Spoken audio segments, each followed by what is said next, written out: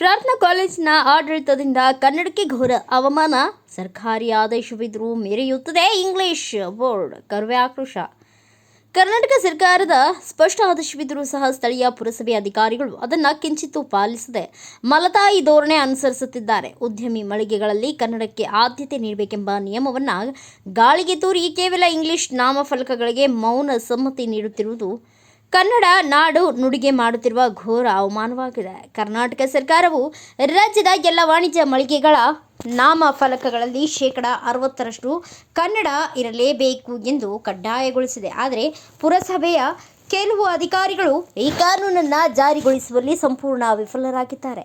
English ಭಾಷೆಯ ನಾಮಫಲಕಗಳಿಗೆ ರಾಜಾರೋಷವಾಗಿ ಅನುಮತಿ ನೀಡುತ್ತಿರುವ ಅಧಿಕಾರಿಗಳ ನಡೆ ಅವರು ಕನ್ನಡಿಗರ ಹಿತಾಸಕ್ತಿಗಿಂತ ಪರಭಾಷೆ ವ್ಯಾಮೋಹಕ್ಕೆ ಮಣಿಯುತ್ತಿದ್ದಾರೆ ಎಂಬ ಸಂಶಯವನ್ನು ಹುಟ್ಟುಹಾಕಿದೆ. ಇದು ಕೇವಲ ಆಡಳಿತಾತ್ಮಕ ವೈಫಲ್ಯವಲ್ಲ, ಕನ್ನಡ ಅಸ್ಮಿತತೆ ಮೇಲೆ ದಾಳಿ.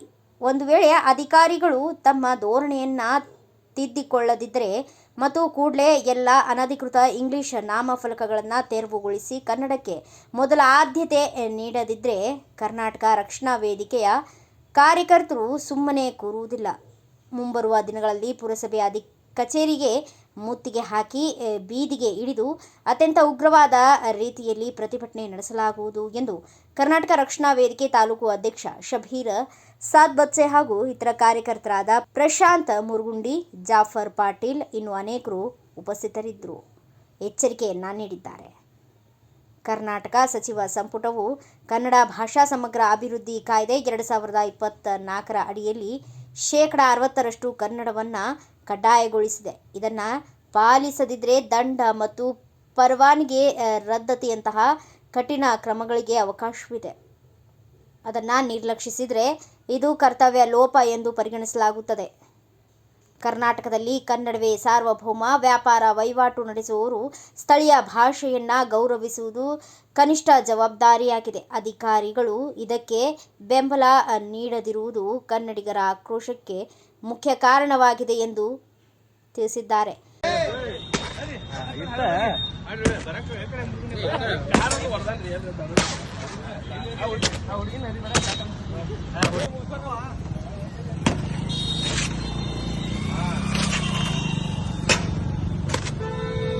ಅಲ್ಲೊಂದೈತೆ ಬಾ ಅಧ್ಯಕ್ಷ ಹುಡುಗಿನು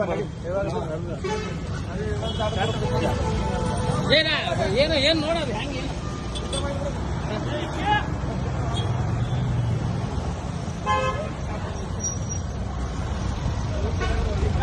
ಧಿಕ್ಕಾರ ಕನ್ನಡ ನುಡಿಗಳಿಗೆ ಧಿಕ್ಕಾರ.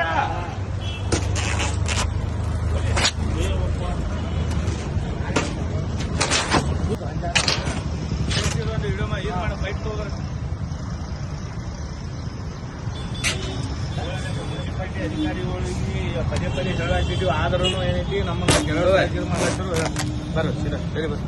ಬರ್ರಿ ಇವತ್ತೊಂದು ನಮ್ಮ ಪೌರಸಭಾ ಅಧಿಕಾರಿ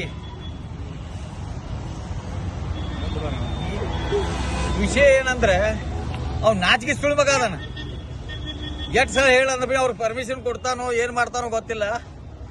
ಆದ್ರೂ ಒಂದ್ ದಿವ್ಸ ಅವ್ನು ಬಂದ ಕೇಸಿಂದ ಒಂದ್ ಇಂಗ್ಲಿಷ್ ಬೋರ್ಡ್ ಹಾಕ್ಯಾರು, ಇದು ಮಾಡ್ಯಾರು, ಒಂದ್ ದಿವ್ಸ ಹೇಳಂಗಿಲ್ಲ, ಯಾವ ಆಫೀಸರ್ಗೂ ಹೇಳಂಗಿಲ್ಲ.